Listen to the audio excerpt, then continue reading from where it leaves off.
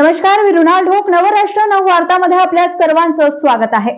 आपण या कार्यक्रमामध्ये विविध मान्यवरांशी चर्चा करत असतो. आज आपल्यासोबत भाजू युमोचे जिल्हाध्यक्ष वरुण पाठक आपल्यासोबत जोडलेले आहेत. नमस्कार दादा. नमस्कार. मला सांगा, आपण विविध सामाजिक कार्य सुद्धा करत असतात, याबाबत आपले प्रेरणास्थान कोण आहे, काय सांगाल?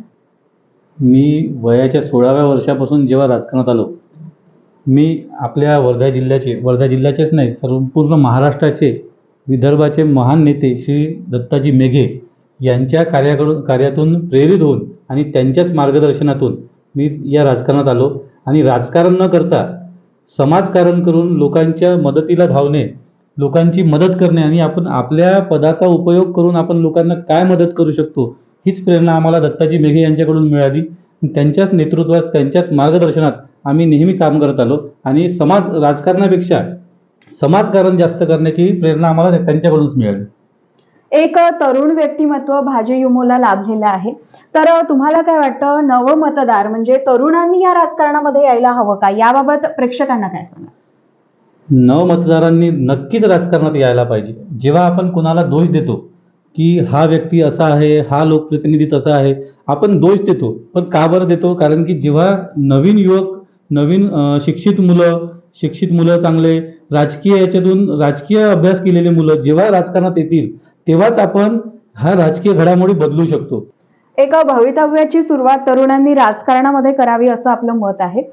तर मला सांगा, आपण राजकारण म्हणजे एका पार्टीमध्ये जोडून असताना सुद्धा शेतकऱ्यांचे प्रश्न असो किंवा विद्यार्थ्यांचे प्रश्न आपण रेटून धरलेले आहे, याबाबत काय सांगाल? राजकारणात असताना आपण सगळ्या वर्गासाठी आपण काम केलं पाहिजे. आणि आम्ही युवा आहे, आमच्यात जी ताकद आहे, म्हणजे आपण अनेक राजकारणी म्हणतात युवाचं उलटं केलं की वायू होते, आणि वायूसारखी युवकांनी काम केलं पाहिजे. आणि राजकीय मंडळी बोलत असतात, पण ती काही मदत आम्हाला सगळ्या मिळते असं नाही आहे. आम्हाला खूप कठीण परिश्रमातून काम करून आम्हाला समोर यावं लागतं.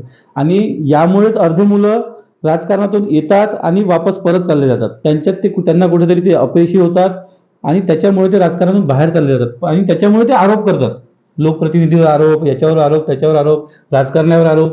पण त्याच्यावर युवकांनी लक्ष दिलं पाहिजे आणि त्याचा विचार करूनच आपण त्याच्यावर प्रतिक्रिया द्यायला पाहिजे.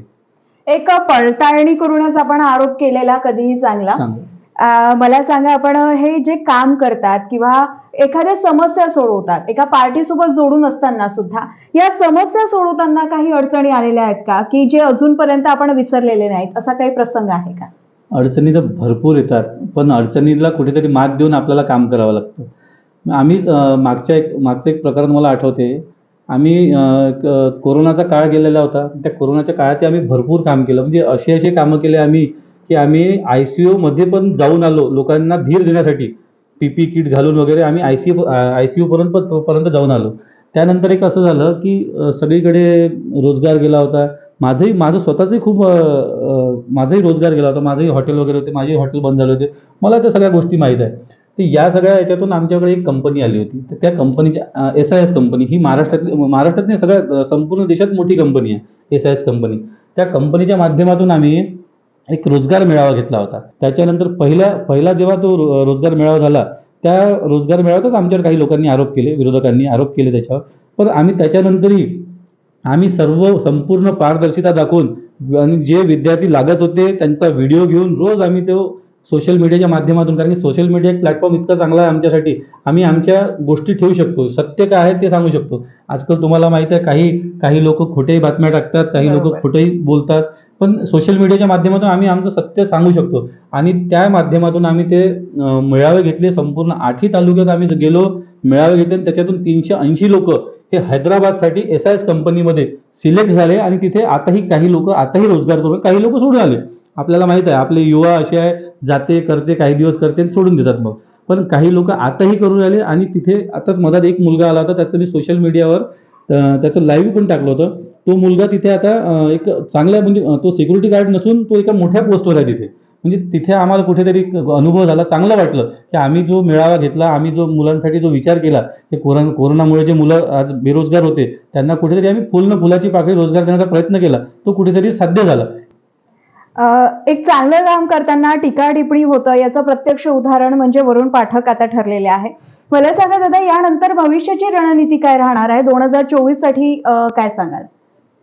माझ्याकडे जेव्हा युवा मोर्चाची धुरा आली होती तर ते 3 वर्ष ते कंप्लीट झाले. यावर्षी पुन्हा मला एकदा भारतीय जनता पार्टीने मला पुन्हा युवा मोर्चाचे अध्यक्षपदाची धुरा माझ्या हातात दिली, मला संधी दिली. आम्ही जे मागच्या वेळेस जे काम केलं ते काम पाहूनच पुन्हा आम्हाला संधी दिली. आणि भारतीय जनता पार्टी एक असा पक्ष आहे, जगातला सर्वात मोठा पक्ष आहे, जो म्हणजे युवकांच्या कामाला महत्त्व देतो. नाही तर माझ्यासारखा एका तरुण युवकाला ज्याची राजकीय पार्श्वभूमी काहीच नाही, त्याला वर्धेत येऊन मी म्हणजे युवा मोर्चाचं अध्यक्षपदी मिळालं. त्याच्यानंतर वर्धा नगर परिषदमध्ये माझ्या कामाला पाहून मला स्वीकृत सदस्य पण बनवलं गेलं. असं कोणत्याही दुसऱ्या पक्षात होत नाही. अनेक लोक पैसा पाणी सगळं द्यायला तयार होते, पण ते न पाहता भारतीय जनता पक्षाने फक्त माझं कार्य पाहिलं, माझं काम पाहिलं, पक्षासाठी माझी निष्ठा पाहिली आणि त्याचीच मला पावती मिळाली. मला स्वीकृत सदस्य पण केलं.